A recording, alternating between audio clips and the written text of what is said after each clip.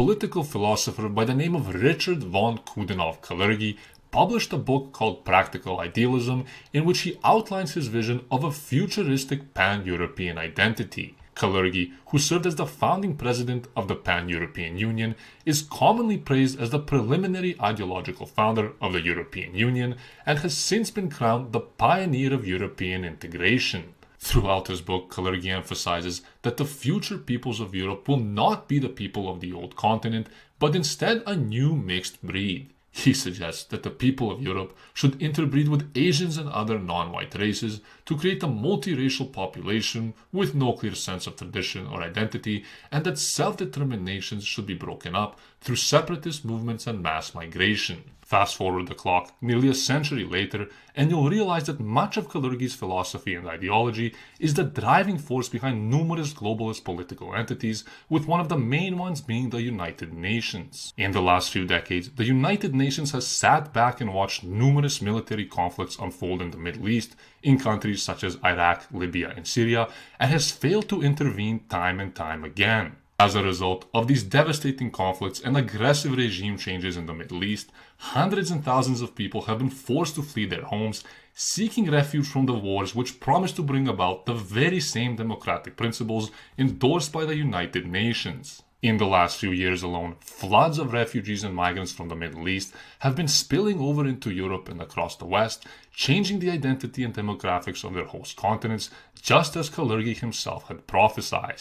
To this day, the UN has offered no viable solution to the migrant crisis, but has instead taken a big leap forward in realizing a sort of global Kalergi plan for the Western world. If you're one of those people who browses through alternative political commentary channels, chances are that you've already heard about the UN's new disastrous global compact for migration, which the mainstream media has been largely silent on. The 34-page UN document, which I've linked for you below, revolves entirely around facilitating and streamlining all aspects of migration while preparing host nations to accommodate, integrate, and rather forcefully accept migrants. As of now, 193 nations have accepted the Global Compact for Migration, but many nations, including the US, Israel, Hungary, the Czech Republic, and Australia, have recently opted out of it for reasons that we'll discuss in this video. Instead of creating policies and measures to prevent and discourage migrants from taking on the often treacherous and fatal journeys to the West,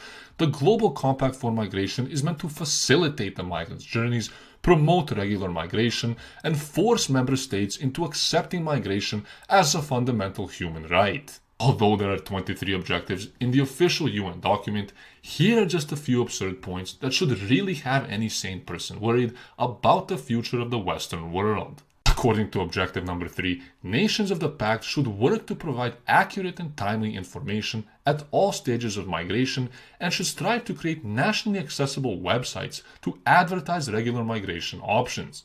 In translation, member countries should work to promote, encourage, and advertise migration across their already weak borders while providing migrants accurate information about all the gifts they can receive before they've even arrived. Moving forward, objective number 16 calls on host nations to empower migrants and to realize full inclusion and social cohesion by creating programs and activities aimed at promoting the acceptance of diversity. This includes, amongst other initiatives, a plan to incorporate evidence-based information about migration into the educational curricula and dedicating resources to schools with a high concentration of migrant children in order to promote respect for diversity. Basically, host nations will not only be learning about accepting migrants and tolerating migrants, but will have to dedicate resources for integrating migrant children in schools where they are the majority. Finally, for the most Orwellian of the Pact's 23 objectives, number 17 says that member states will work to eliminate all forms of discrimination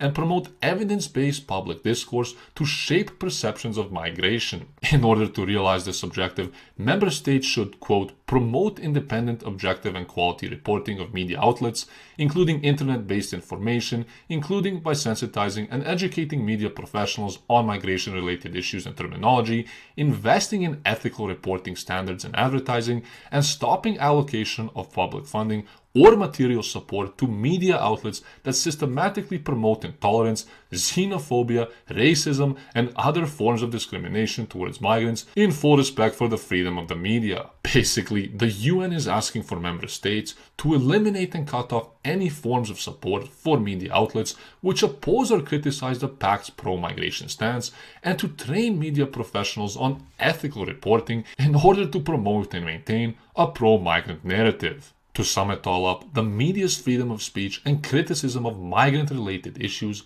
will now be deemed as hate speech, and ethical standards will be adopted to ensure that you only hear the migrant-loving spiel which the UN wants you to hear. With the nations of the Western world already struggling to cope with the effects of mass migration, the United Nations Global Compact for Migration will inevitably prove to be the nail in the coffin for the Western world by encouraging the mass movement, displacement, and forced integration of third world populations. The United Nations, which has historically played a passive role in creating solutions for preventing mass migration and rooting out its causes, is now acting as the main facilitator and galvanizer in the arena of mass migration. Much like the Kalergi Plan, which fetishized about the replacement of native Europeans with people from the third world, the UN Global Compact for Migration will lay down the framework for the destruction of the West and the replacement of its populations. For the first time in history, a global plan to forcefully facilitate and encourage mass migration into Western nations has been created,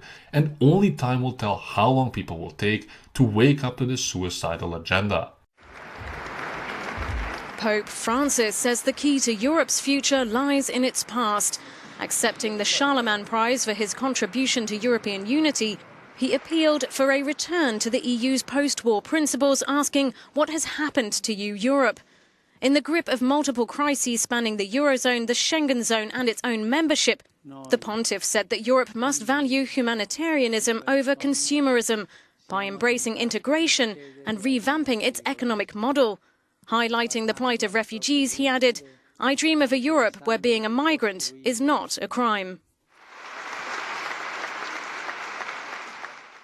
Martin Schulz, President of the European Parliament, winner of the Charlemagne Prize for work in the service of European unification, notably for making Parliament more visible, more comprehensible and more accessible. Es ist ganz toll und ich möchte mich bei allen von Ihnen da drüben und auch hier bedanken.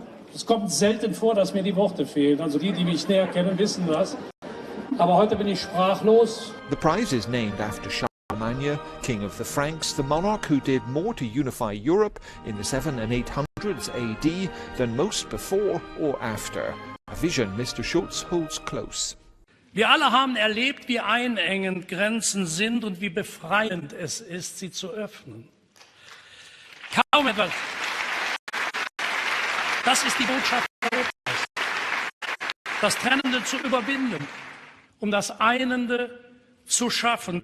Aachen in Germany is Charlemagne's resting place, and it hosted many dignitaries, previous prize recipients, President Hollande of France and King Abdullah II of Jordan. As Europe has shown, as peace and prosperity are secured only by coexistence in a partnership of mutual strength based on mutual respect. Elle doit être pour les citoyens un progrès, une protection, et en même temps pour le monde entier une lumière, celle de la démocratie. Mr. Schulz was also cited promoting the Spitzenkandidat, or leading candidate system, in which the dominant political group in Parliament, rather than EU leaders, chose the President of the European Commission, a change seen by many as a big advance in European democracy.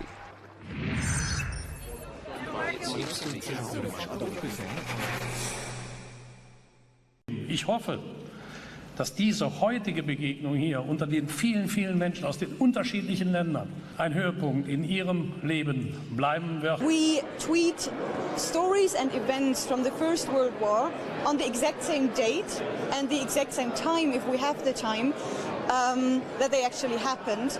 And these stories are not only the war declarations and the important battles, but we treat really from the living room, from the kitchen, from the school, from cinemas, theaters, the everyday life, both in the trenches and at home. Il s'agit d'un site web qui peut avoir une recherche sur qu'est-ce que la frontière, quel est l'historique de la frontière, comment se développent les frontières en Europe.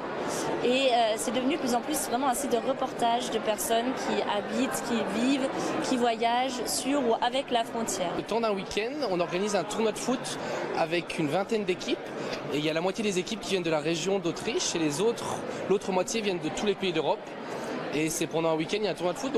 Et à côté du tournoi de foot, il y a plusieurs workshops et activités qui permettent aux jeunes de se rencontrer, de créer des liens et de combattre les préjugés qu'ils peuvent avoir sur les autres pays. The main idea of the project was to understand what an entrepreneur is and for young people to understand how they can be creative and how they can promote new ideas and make them succeed.